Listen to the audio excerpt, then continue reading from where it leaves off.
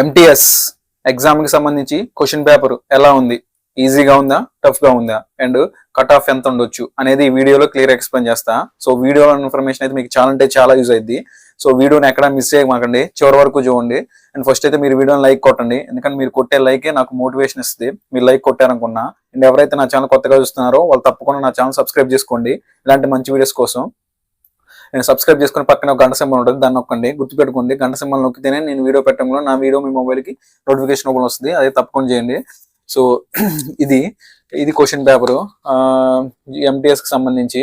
ఇది సెట్ ఏ. సో నేను చెప్పేది గుర్తుపెట్టుకోండి, నేను చెప్పేది ఎస్ఎస్సి ఎంటీఎస్ గురించి కాదు, జీడీఎస్ టు ఎంటీఎస్ ఎగ్జామ్ కి సంబంధించి. సో మీ అందరికీ తెలిసిందే, నేను చాలా సార్లు నా వీడియోస్ లో చెప్పిన.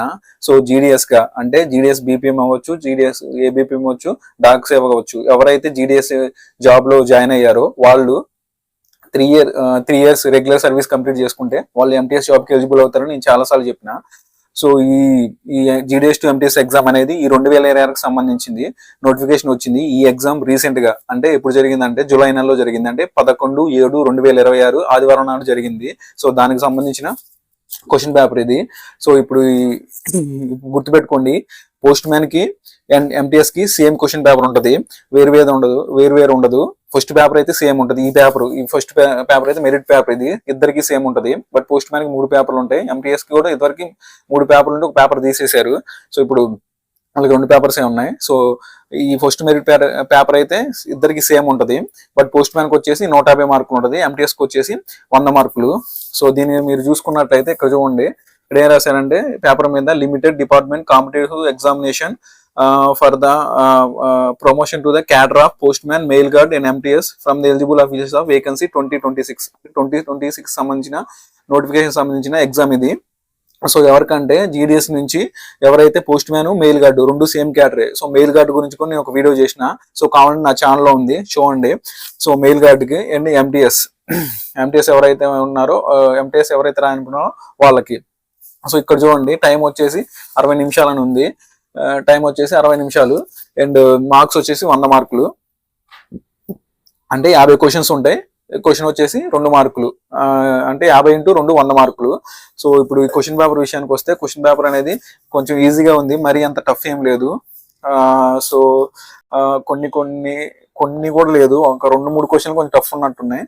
సో మిగతా అంతా చాలా ఈజీగా ఉంది. మ్యాక్సిమం 2-3 క్వశ్చన్లు కూడా కొంచెం ఈజీగా ఉన్నట్టున్నాయి. సో పేపర్ అయితే చాలా ఈజీగా ఉంది. అండ్ ఇంకా మామూలు కట్ ఆఫ్ విషయానికి వస్తే, కట్ ఆఫ్ అనేది ఇప్పుడు పేపర్ ఈజీగా ఉంది కాబట్టి కట్ ఆఫ్ ఎక్కువ పెరిగే ఛాన్స్ ఉంది. ఎందుకంటే పేపర్ ఈజీగా ఉంది కాబట్టి చాలా మంది క్వాలిఫై అయ్యే ఛాన్స్ ఉంది. సో అందుకోసం కట్ ఆఫ్ అనేది పెరిగే ఛాన్స్ ఉంది. అండ్ అదే కాకుండా మనకి ఇంకా పోస్ట్ అనేది రిలీజ్ చేయాల, ఎన్ని వేకెన్సీ పోస్టులు ఉన్నాయో మనకి రిలీజ్ చేస్తే మనకి ఇంకా తెలిసింది, కట్ ఆఫ్ క్లారిటీ తెలిసింది. సో ఎంతమంది రాశారు కూడా ఉంటే తెలిసిద్ది, ఎందుకంటే ఎంతమంది రాశారు, ఎన్ని పోస్టులు ఉన్నాయి, పేపర్ ఎలా ఉంది. సో ఈ 3ని బేస్ చేసుకుని కట్ ఆఫ్ ఉండొచ్చు అనుకుంటున్నా. సో కట్ ఆఫ్ అయితే ఇప్పుడు నాకైతే ఎగ్జాక్ట్ తెలియదు, అందుకని చాలా మంది అడుగుతున్నారు కట్ ఆఫ్ ఎంత బ్రో, కట్ ఆఫ్ ఎంత ఉండొచ్చు బ్రో అని. సో నాకు క్లారిటీగా తెలియదు కాబట్టి, సో మీకు ఏదో ఫేక్ ఇన్ఫర్మేషన్ ఇస్తే అది నా తప్పు అయింది. సో అఫీషియల్ గా కూడా మనకి ఎట్లా కన్ఫర్మ్ అవుతుంది అంటే నా అనాలిసిస్ ప్రకారం ఉన్న పోస్టులు, సో ఎంతమంది రాశారు, పేపర్ అయితే ఈజీగా ఉంది. సో అందరికి ఎక్కువ మార్క్స్ వస్తాయి కాబట్టి, అందరు క్వాలిఫై అవుతారు కాబట్టి, సో కట్ ఆఫ్ అనేది పెరిగే ఛాన్స్ ఉన్నాయి. ఇంకా పోస్టులు అనేది మనకి ఇంకా రిలీజ్ చేయాలి, ఎన్ని వేకెన్సీ పోస్టులు ఉన్నాయని. అండ్ అదే విధంగా ఇంకా మనకి పోస్ట్ మ్యాన్ గా రాసిన వాళ్ళు కూడా ఉన్నారు. అంటే పోస్ట్ మ్యాన్ రాశారు అంటే, ఇప్పుడు గుర్తుపెట్టుకుని, post man GDS to post man అనేది 5 years, జీడీఎస్ టు ఎంటీఎస్ అనేది 3 years. సో ఇక్కడ ఏంటిదంటే, ఇక్కడ పోస్ట్ మ్యాన్ కు పోస్ట్ మ్యాన్ రిజల్ట్స్ ఇస్తారు, GDS to post man results ఇస్తారు, తర్వాత జీడీఎస్ టు ఎంటీఎస్ రిజల్ట్స్ ఇస్తారు. సో పోస్ట్ మ్యాన్ కి ఎవరైతే ఇంట్రెస్ట్ ఉంటే మాక్సిమం పోస్ట్ మ్యాన్ కి వెళ్తారు, ఎందుకంటే వెళ్ళే వాళ్ళు ఎక్కువ ఇంట్రెస్ట్, అంటే ఎక్కువ salary. Post man basic pay 21,400 ఎంత ఉంటుంది. అండ్ ఎంటీఎస్ బేసిక్ పే తక్కువ, 18,000 పోస్ట్ మ్యాన్ తో కంపేర్ చేస్తే. సో ఎక్కువ పోస్ట్ మ్యాన్కి వెళ్ళే ఛాన్స్ ఉంది. ఎంటీఎస్ తక్కువ చూజ్ చేస్తారు. ఇన్ కేసు ఎవరో ఒకళ్ళు కొంతమంది ఉంటారుగా, సో పోస్ట్ మ్యాన్ ఇంట్రెస్ట్ లేని వాళ్ళు ఎంటీఎస్కి పెట్టుకున్నారు అనుకోండి, అప్పుడు కొంచెం అటు వెళ్ళిపోయే ఛాన్స్ ఉంది వాళ్ళకి. అది మ్యాక్సిమం పోస్ట్ మ్యాన్కి వెళ్ళిపోతారు, దాంట్లో డౌట్ లేదు, ఎందుకంటే ఫస్ట్ అది ఇస్తారు కాబట్టి, ఎక్కువ శాలరీ కాబట్టి. అండ్ ఎంటీఎస్ ఇక ఈ పేపరు పేపర్ అయితే ఈజీయే. సో ఇక్కడ మనకి post office guide, PO guide నుంచి ఎక్కువ క్వశ్చన్స్ వచ్చినాయి. ఎక్కువ క్వశ్చన్స్, దాంట్లో కొన్ని క్వశ్చన్స్ వచ్చినాయి. తర్వాత పోస్టల్ వాల్యూమ్ 5 నుంచి కూడా కొన్ని క్వశ్చన్స్ వచ్చినాయి. సో అది దాంట్లో నుంచి ఒక 23 మార్కులు వస్తాయి. దీంట్లో నుంచి 7 మార్కులు, మొత్తం 30 మార్కులు డిపార్ట్మెంట్ క్వశ్చన్స్. అండ్ ఎక్కువ గుర్తుపెట్టుకోవాల్సిందంటే జనరల్ నాలెడ్జ్. చాలా మంది జనరల్ నాలెడ్జ్ ఎక్కువ మార్క్స్ రావాలని డిసైడ్ చేసేది. ఎందుకంటే మిగతా మీ డిపార్ట్మెంట్ క్వశ్చన్స్ 30కి 30 వస్తాయి. నేను చాలాసార్లు చెప్పిన. సో 20 మార్కులు అంటే ఆప్టిట్యూడ్, రీజనింగ్, ఆప్టిట్యూడ్ నుంచి 10 ప్రశ్నలు కాబట్టి దాంట్లో కూడా ఈజీగా వస్తాయి మీకు. 10 క్వశ్చన్స్ అంటే దాంట్లోంచి 20 మార్కులు. సో ఇంకా మీకు బాగా రావాలంటే మీరు ఎక్కువ మార్క్స్ రావాలంటే మీరు జనరల్ నాలెడ్జ్ మీద కాన్సన్ట్రేషన్ చేయాలి. ఇప్పుడు చాలా మంది చెప్పారు నాకు జనరల్ నాలెడ్జ్ లో చాలా మిస్టేక్స్ పెట్టివని. సో దానివల్ల చాలా మంది జాబ్ కోల్పోయే ఛాన్స్ ఉంది. సో జనరల్ నాలెడ్జ్ మీద ఎక్కువ కాన్సన్ట్రేషన్ చేయాలి. ఎందుకంటే మిగతా అన్ని మీరు ఎట్లయినా చేస్తారు. జనరల్ నాలెడ్జ్ అనేది చదువుతూ ఉండాలి కంపల్సరీగా. చదివితేనే రెగ్యులర్ గా కరెంట్ అఫైర్స్ ఫాలో అయితేనే మనం అటెంప్ట్ చేయగలం. సో గుర్తుపెట్టుకోండి, ఇక జనరల్ నాలెడ్జ్ అని మెయిన్. ఇంకో విషయం ఏంటిదంటే, ఇప్పుడు కనుక ఇప్పుడు చాలా మంది 88, 90, 96, 94 అట్లా వచ్చే వాళ్ళు కూడా ఉన్నారు. ఎందుకంటే నా కామెంట్స్ లో పెడుతున్నారు. సో ఈడబ్ల్యూఎస్ కేటగిరీలో నాకు 8 మార్క్స్ వచ్చినాయి బ్రో, నాకు వచ్చిద్దా?